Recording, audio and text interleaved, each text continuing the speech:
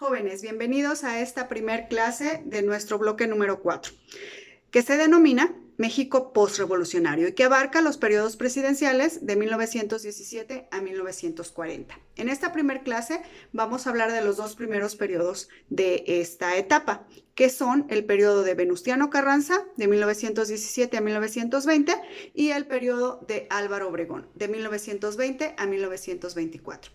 En este primer periodo de Venustiano Carranza es necesario hacer una recapitulación de cómo se dio esta posibilidad de hacer este cambio tan radical para la vida de los mexicanos a partir de la promulgación de la Constitución. La Constitución vino a ser como que el trofeo del triunfo de la revolución. En la Constitución se ven reflejados todos los anhelos revolucionarios, los anhelos de una mejor vida social, de una educación para todos, de mejores condiciones de trabajo, del reparto agrario por el que tanto lucharon los revolucionarios. Todo esto se ve reflejado en la Constitución. Nuestra Constitución fue tan importante y es tan importante que en su momento, cuando fue promulgada, fue reconocida a nivel internacional como la primera constitución, de hecho, que estableció derechos sociales, que estableció garantías sociales para los mexicanos.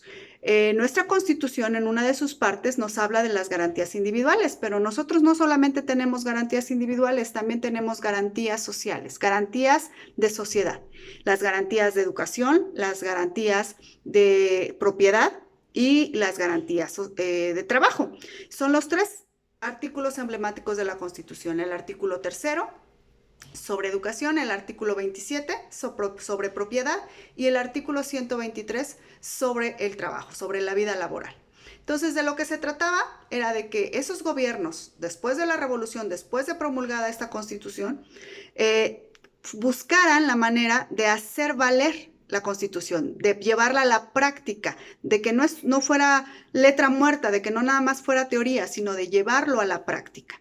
Y bueno, al que le tocó hacer eso, que fue uno de los líderes de la revolución, fue al propio Venustiano Carranza. Como recordarán, Venustiano Carranza fue líder de uno de los movimientos revolucionarios que al final de cuentas fue el que triunfó, que fue el movimiento constitucionalista, que como su nombre lo indica, buscaba un cambio de gobierno, buscaba una forma de cambiar la gubernatura de nuestro país.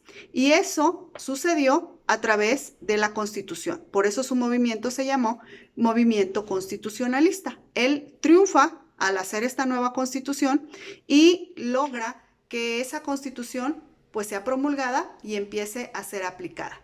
Él en la práctica ya había, como ustedes analizaron en el periodo correspondiente a la revolución, él pues había estado en la práctica siendo presidente los últimos años, desde 1914, y había buscado esa posibilidad de ser presidente, pero no se le había dado de manera legítima hasta que logró la promulgación de la Constitución y logró ser electo con base a la Constitución para ese primer periodo.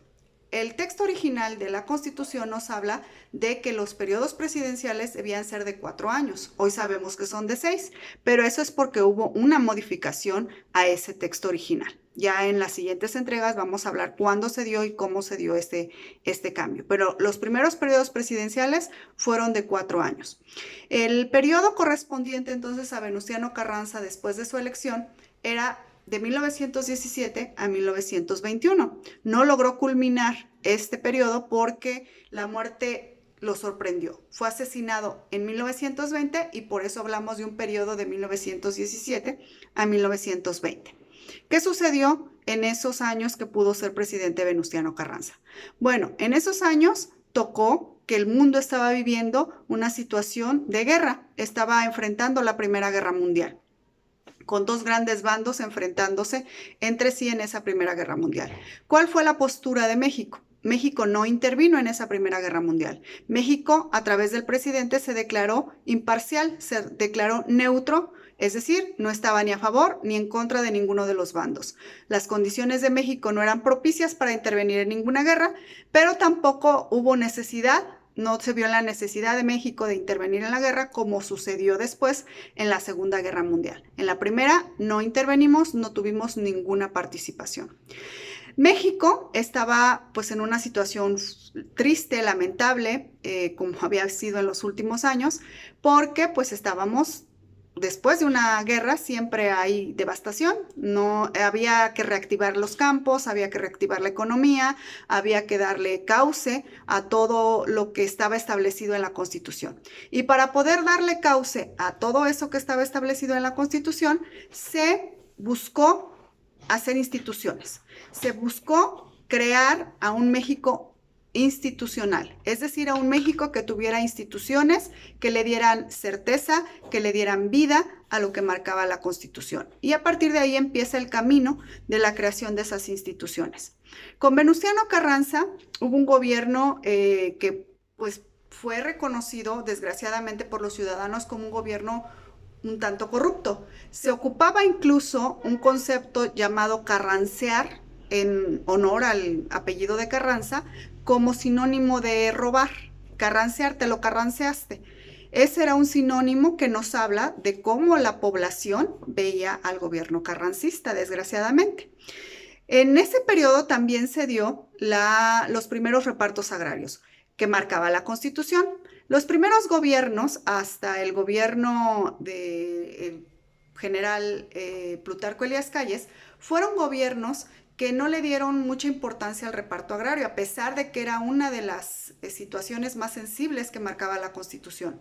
¿Por qué no le daban tanta importancia o tanto énfasis? Bueno, porque sí estaban a favor, obviamente, de la Constitución, pero estaban más a favor de la pequeña propiedad.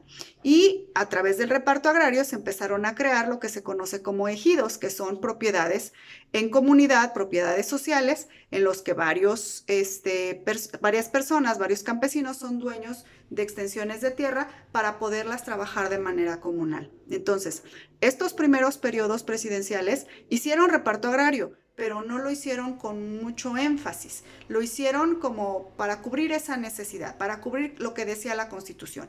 El que vino a hacer un reparto agrario intenso, fuerte y que marcó la diferencia ya fue el periodo, o más bien fue el presidente Lázaro Cárdenas en su periodo de 1934 a 1940. Ahí fue donde fue más intenso el reparto agrario, pero Venustiano Carranza, Álvaro Obregón, Plutarco Elías Calles sí hicieron pues una parte muy ligera, muy tibia quizá, de ese reparto agrario, pero sí lo hicieron.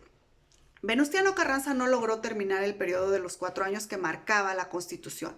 4 años, porque no había todavía sexenios, eran 4 años que marcaba el texto original de la Constitución. No logra terminarlos porque en 1920 ya se acercaba la elección para el siguiente periodo presidencial y pues todos creían políticamente que al que le tocaba ser candidato y por ende ganar del lado de los que habían sido líderes de la revolución, le tocaba a Álvaro Obregón, que había sido la mano derecha de Venustiano Carranza durante la revolución. Todos pensaban que él era el candidato y por ende el siguiente presidente. Pero Venustiano Carranza no pensó igual y le dio la candidatura a otro personaje de apellido Bonillas. En ese momento entonces Álvaro Obregón pues no estuvo de acuerdo, ahí se da la ruptura y entonces Álvaro Obregón busca el apoyo de los personajes políticos más importantes de su estado natal, de Sonora, y entonces arman un plan para derrotar a Venustiano Carranza. Y este plan llevó por nombre Plan de Agua Prieta. En ese plan de Agua Prieta, lo que se pretendía era desconocer a Venustiano Carranza, establecer un gobierno provisional y llamar a las nuevas elecciones. El plan triunfó. Venustiano Carranza tuvo que abandonar la ciudad capital, buscó refugiarse en Veracruz, como lo había hecho durante la Revolución, pero antes de llegar a Veracruz, en la Sierra de Puebla, en Tlaxcalaltongo, precisamente, fue sorprendido y asesinado.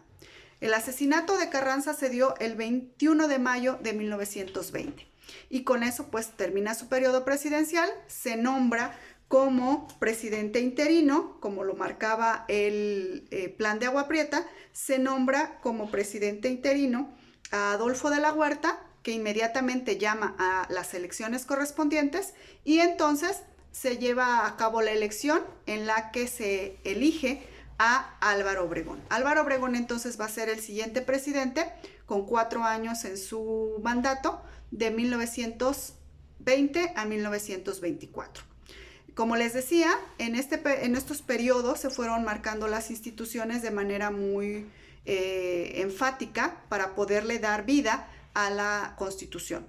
Y en el gobierno de Álvaro Obregón se crea la SEP, la Secretaría de Educación Pública, se crea en 1921 para pues llevar a cabo lo que realmente marcaba el artículo 3º. Se lleva una serie de campañas muy importantes para la educación en nuestro país. El primer dirigente, el primer secretario de Educación que tuvo nuestro país en la Secretaría de Educación Pública fue José Vasconcelos, un personaje muy importante para la cultura y educación mexicanas.